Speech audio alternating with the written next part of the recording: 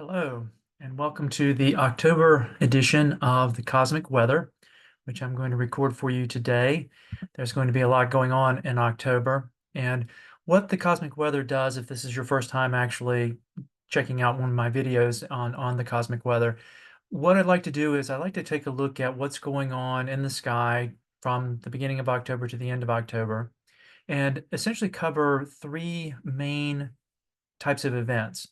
Those include transits, which are where the planets are right now and how they're moving through the sky and applying themselves for all of us in terms of the energy, the house it's in, or sign it's in.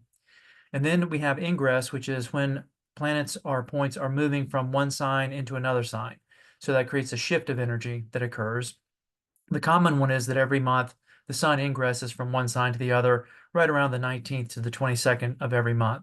That means it changes its energy and changes its energy signature for all of us. And then there are retrogrades. What happens when planets are retrograde, and how does that affect the energy that we're experiencing during a period of time? So each of those will be areas that I cover, as well as talking about the significant events in terms of the astronomy astrology connection. Without a doubt, the one that will be the most important starts at the very beginning of the month and occurs on October the 2nd in my Eastern time zone. And that is going to be the annular solar eclipse, which will be connected with the new moon. So if you don't know, there are four eclipses every year, two lunar eclipses, two solar eclipses. There are two full eclipses, and then there are two partial eclipses. This annular solar eclipse will be the partial solar eclipse. And what we'll talk about, or what I'll share with you, is that what sign it's in, and actually when does it occur? Because it does occur around the new moon this month, this coming month, but it does not occur in the new moon. It actually starts in the balsamic moon, and then right after that, the new moon occurs, and that's actually significant. I'll explain why that is. So, but to begin with, let's just take a look at what's going on with the ingresses. I'm actually going to start with the ingresses, which is when the points are going to be changing sign. So this coming month of October, the sun will change signs on October the 22nd. That means it's going to move from Libra into Scorpio. And so we move from Libra's kind of harmonious energy, relationship-driven, focused energy, into Scorpio's more intense, penetrating energy. This means that we're going to be looking at more of our focus on depth and emotional honesty and transformation. And this transition will signify a time where we work on our core desires and we have to embrace change with courage and resilience. And so, the sun is going to be in Scorpio as we go through the month of end of month of October. And then, of course, it's going to be in Scorpio in the beginning of November when the election takes place, which is in some ways very fitting considering the intensity of this particular election cycle. Now, Mercury will also ingress. Sometimes it ingresses twice in a month, but this time it's going to ingress just once.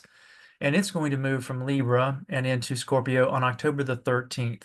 So again, if you're kind of following this and you're marking dates on a calendar, or you're trying to keep an idea of when energy is going to shift, the scorpionic energy is going to come in a little bit earlier via Mercury before it does with the sun. And again, we're talking about Mercury focusing on deep, investigative, transformative communication. What do we need to understand at a deeper level? What do we need to talk about that maybe we've kept inside or has been hidden for a long time? Now is the time to share that and express our emotional depth. It also becomes a powerful time for exploring complex topics and pursuing honest and impactful communication. There's a bit of brutal honesty that can come with Mercury and Scorpio, as well as a desire to keep secrets. So the shadow side of Mercury and Scorpio is the desire to hide things in communication. So it's always going to be the intense example of what is positive about the sign and what is potentially shadow about the sign. Venus will also ingress in October. It will actually ingress into Sagittarius. So Venus is currently going to be in Scorpio, but on October the 17th, again, just before the sun makes its change, it will move out of Scorpio and into Sagittarius. Now, this changes energy from a water sign to a fire sign. Sagittarius energy is very adventurous. It's very expressive. It wants to expand and explore. So this shift encourages open-mindedness, actually, and a quest for new experiences and a more optimistic and spontaneous approach to relationships. So good time to travel with someone, to visit someone, actually, while Venus is in Sagittarius, which will be from the 17th and going into November.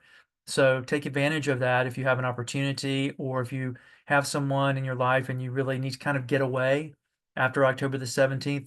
Great time to consider a getaway somewhere, whether it's short distance or long distance. That would be an advantage you would take with that particular shift and that ingress. Those are all of the points that are going to be making changes from one sign to another in October. Now, the retrogrades, what's going on is a number of planets are retrograde. And if you watch the previous cosmic weather, I talked about how this particular time period, a lot of the outer points, in fact, almost all the outer points are retrograde and have been retrograde, some of them for some time. So we'll start with Saturn. Saturn is currently retrograde, and it will stay retrograde during the entire month of October, and it's in Pisces. So we're talking about, again, an ongoing period of reflection on spiritual growth, what your boundaries are, spiritually speaking. You may be reassessing your beliefs, and you're trying to strengthen your connection to the divine while this transit is going on. And it could be a good time, really, to establish healthy boundaries in your spiritual practices and with regard to your relationships. Chiron also will be retrograde for the entire month of October. It was actually started retrograde back in July 27th, so it's been there for a while. Also, during this time, it's in the phase of Aries, so it's an introspection period around any wounds dealing with our independence, our sense of freedom, our sense of what it is we need to do to promote ourselves or to, in fact, be selfish. So the retrograde provides opportunities for personal growth by confronting any past hurts and ultimately trying to work towards greater self-awareness and a sense of empowerment. So that's still an internal process that needs to be eventually turned into an external process when Chiron does eventually go direct, but it will not be doing that during the month of October. Uranus actually went retrograde on September the 2nd, so it's just still in the very beginning stages of its retrograde phase. So it will be retrograde during the entire month of October. And during this particular phase, it's in Taurus, and it's been in Taurus since 2019. And it encourages introspection and reevaluation of what is stable, what our values are, and our sense of personal safety. And certainly we can see that this retrograde is going to be quite significant as we're looking at the upcoming election and what's going on in the society. And we recognize that there's a lot of instability worldwide, not just within the United States, but all around the world. And there is a sense of destabilizing that has actually been ongoing since Uranus entered Taurus back in 2019. And in previous presentations, I've mentioned and will continue to mention that the last time Uranus was in Taurus was between 1934 and 1942. So we know historically that it's a powerful player in terms of upheaving the daily life and the stability, literally, of the world. Now, Neptune, which went retrograde on July the 3rd, will also be retrograde for the entire month of October, and it's in Pisces. And this point has been in Pisces since 2011. And it's also, in terms of astrological information, it's in the sign that it rules, which gives it tremendous power. And once again, making a historical reference, going back to the previous time it was there was 1847 to 1862, which is the time leading up to in the first couple of years of the Civil War. So we can see these parallels. This is one of the powerful things about astrology, is that there are cycles. They are going to be playing out in particular ways based on how the world has evolved technologically, intellectually, communication-wise, all of those things. But it's still going to be, at its core, the same pattern of a stress on belief, and also a sense of really feeling unmoored. Again, I think this is something that we're all facing with this particular transit and have been facing for some time. And I, for one, am looking forward to it getting to Aries, which will really finally be the case. It will dip into it in 2025, but go back into Pisces, but it'll be permanently in Aries in 2026. So, with what I do, of course, people like to ask about predictions with regard to certainly the election. And because of Neptune being in Pisces, I don't think that it is a clear prediction.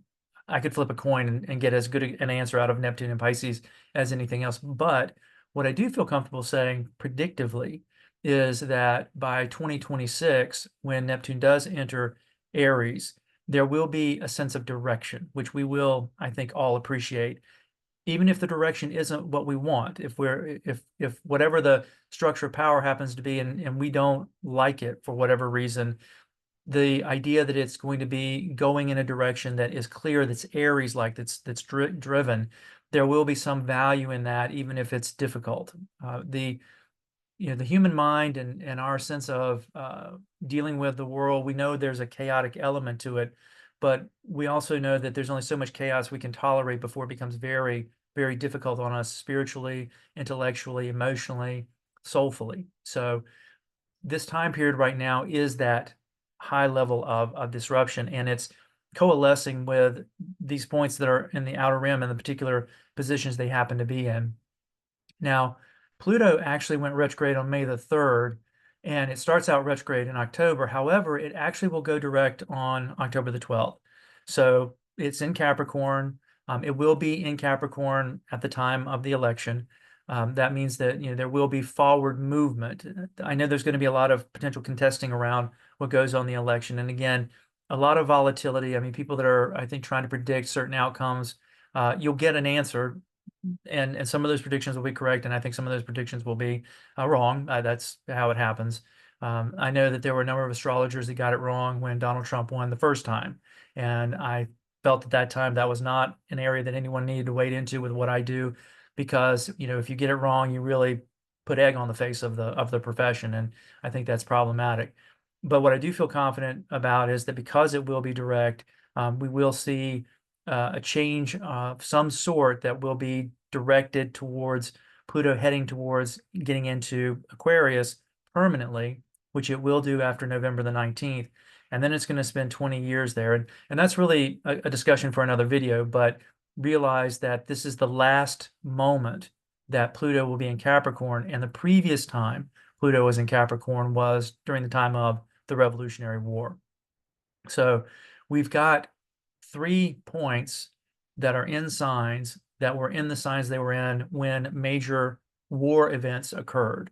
So unfortunately, I would be comfortable saying, not happy to say, but comfortable saying that we are in the midst of a world war type of energy. And it's playing out differently than what we saw with, say, World War II, which would have been the Uranian period, the Civil War, the Neptunian period, and the Revolutionary War, which was the Capricornian period with Pluto. So these are the positions that are there. Now, what we see then is this energy of a tremendous introspective energy that's in play and will continue to stay in play. Now, the other thing I want to mention are the current positions of Jupiter, which happens to be in Gemini, and it's going to be going through the sign of Gemini for the entire month of Gemini. And sorry, the entire month of October, and actually all the way until we get into June of next year. So that's going to be a significant transition. Also, I need to mention that Jupiter will have a retrograde in October, and that will be on October the 12th. And Jupiter's energy, when it goes retrograde, pulls things back in terms of that expansion energy, and it is moving through Gemini at this particular time. And so the retrograde in Gemini for Jupiter is really to turn our thinking inward and to reflect on our beliefs. Jupiter deals with not only how we're exploring the world, but also how we develop our belief system.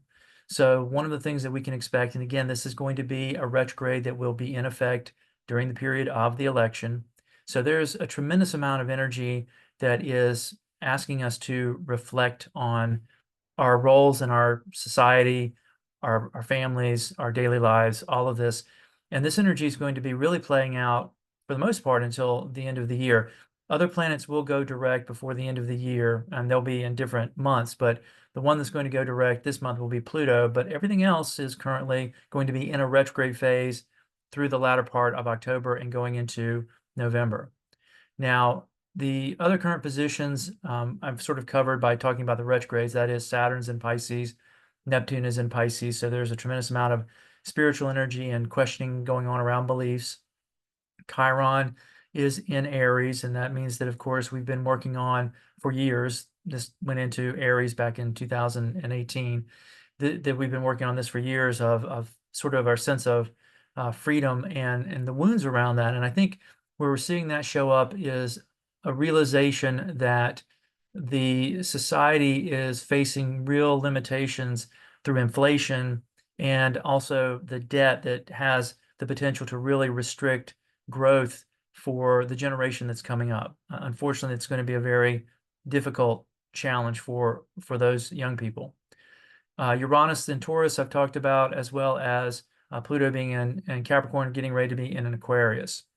So now what I want to share is what the major planetary transitions, interactions, all of these things that are going on, where they're working together, where there's actually an interaction together.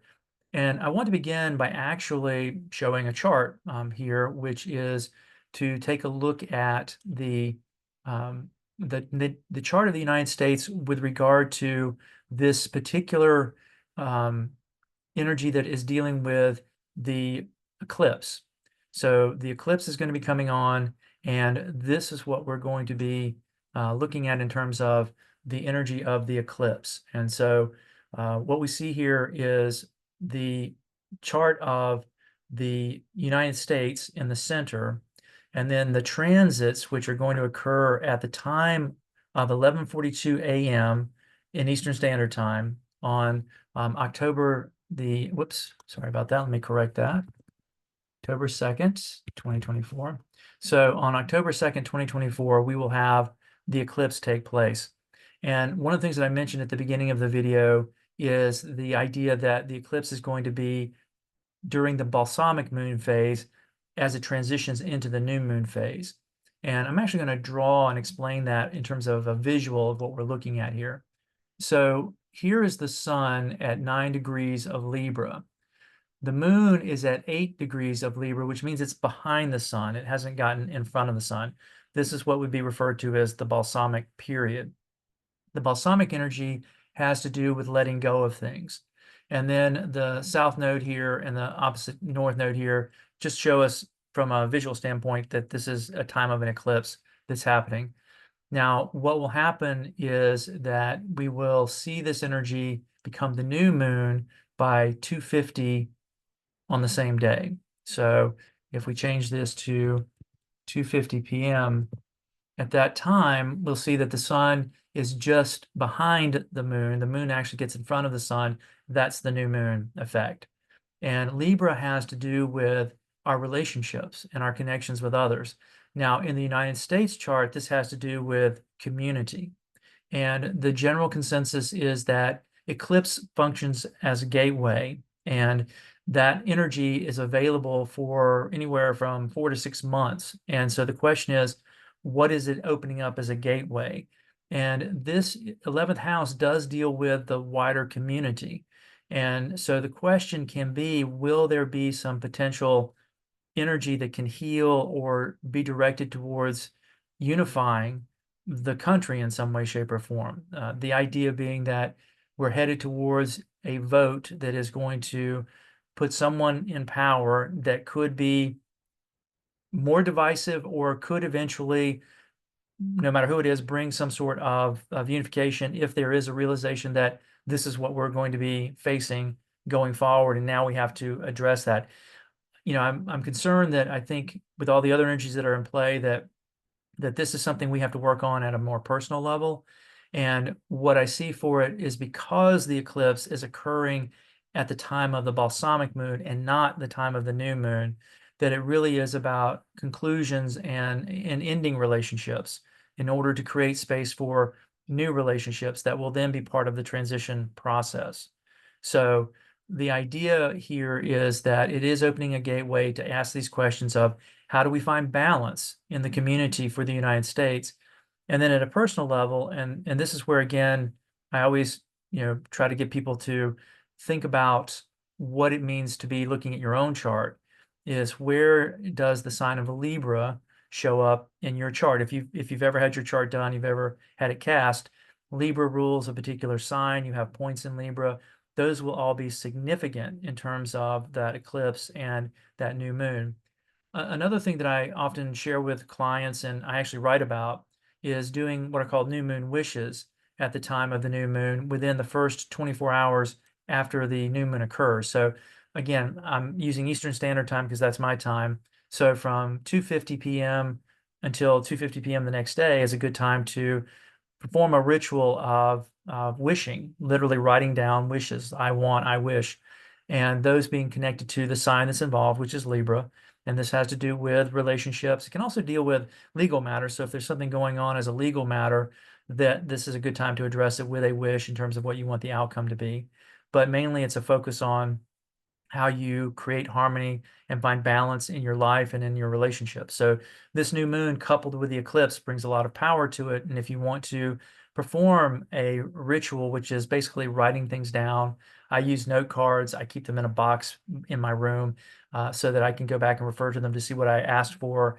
I usually recommend anywhere from 3 to 5 wishes in order to keep the energy focused. And they all want to be focused around, again, on this idea of what Libra represents, which is harmony, peace, balance, analysis, and decision making. Libra gets a bad rap in terms of, it's often referred to in terms of its shadow side, which is being indecisive.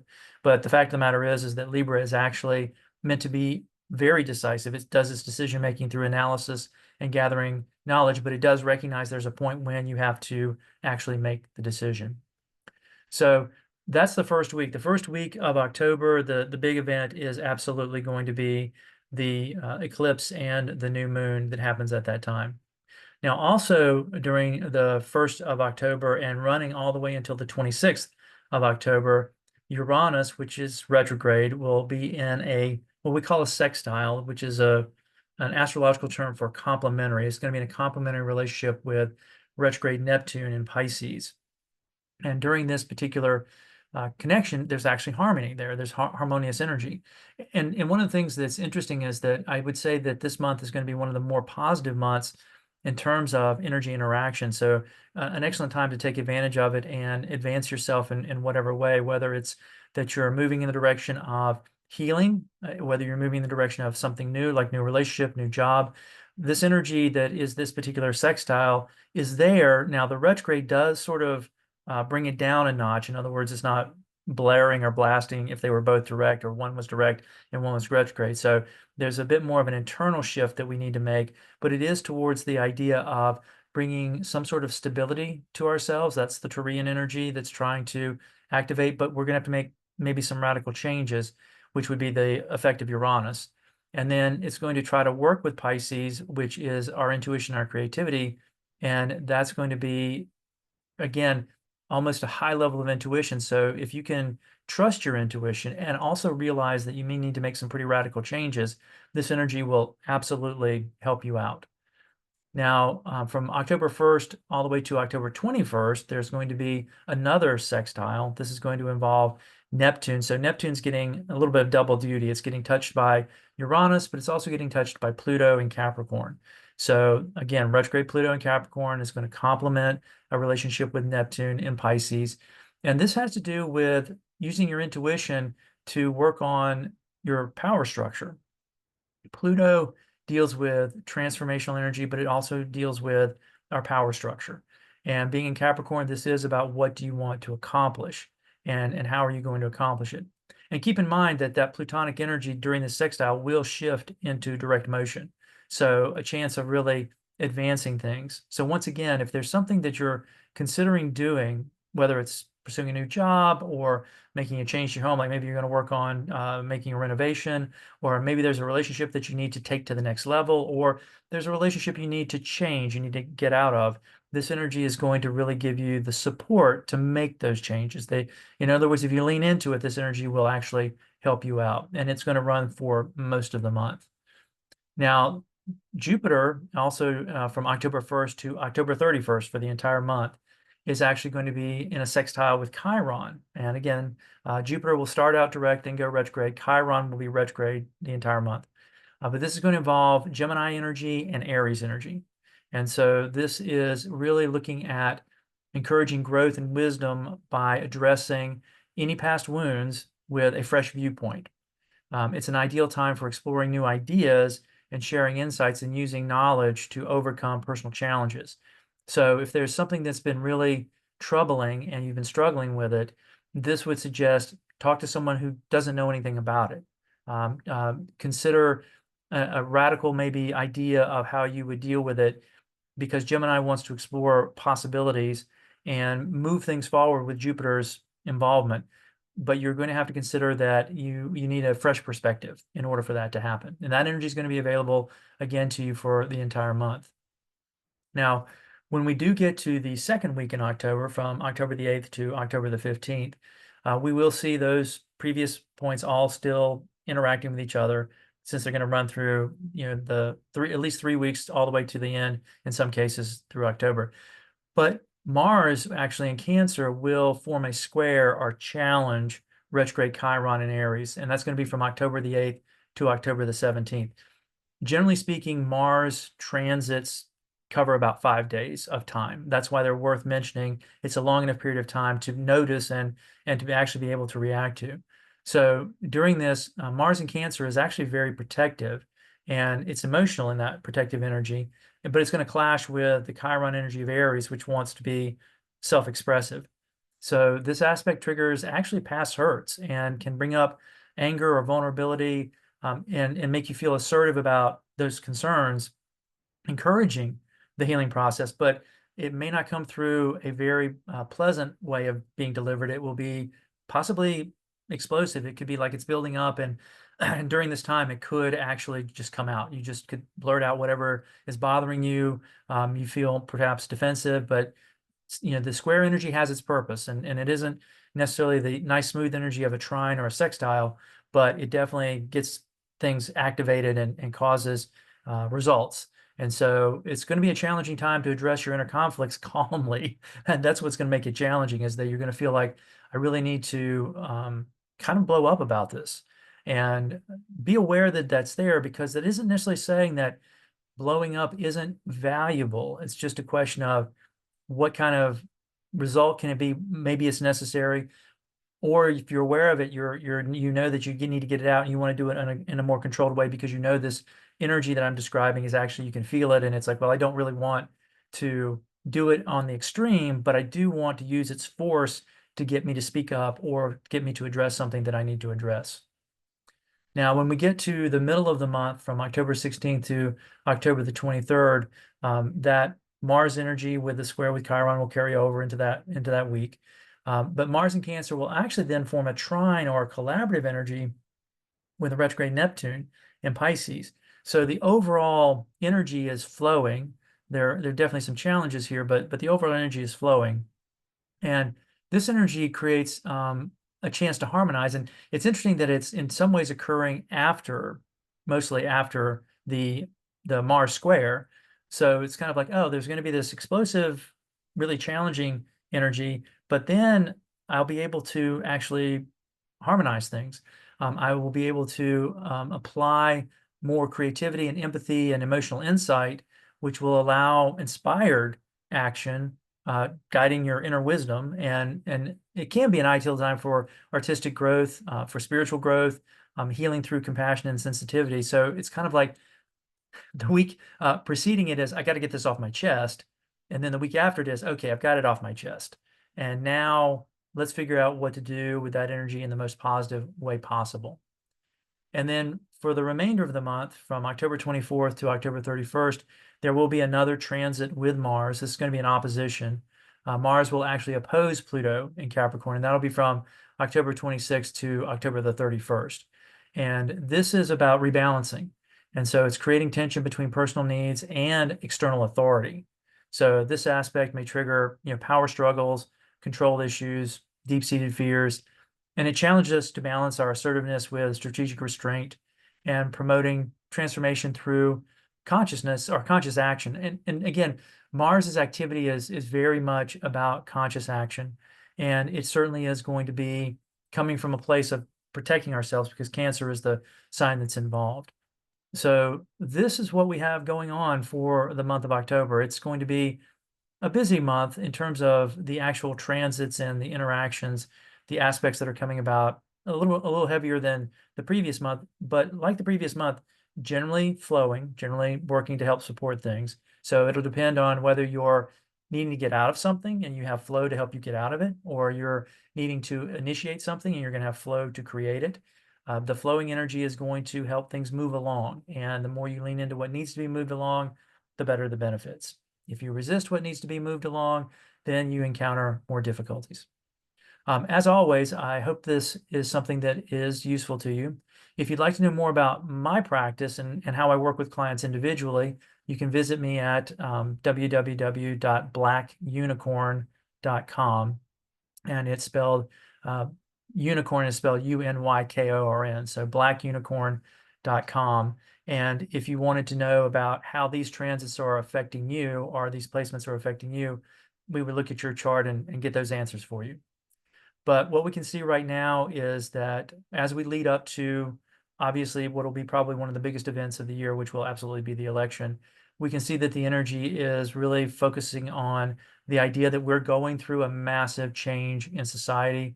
We're going to be still feeling a lot of instability and upheaval, and how you can best navigate that on a personal level is where you definitely want to put your energy. As always, thank you for checking out my video. Please share this with anybody that you think would benefit from hearing this knowledge, and have a wonderful day.